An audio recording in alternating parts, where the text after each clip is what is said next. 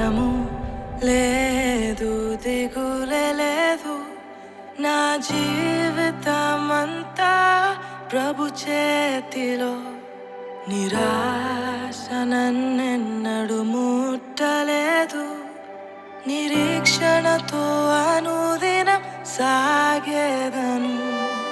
భయము లేదు, దిగులే లేదు.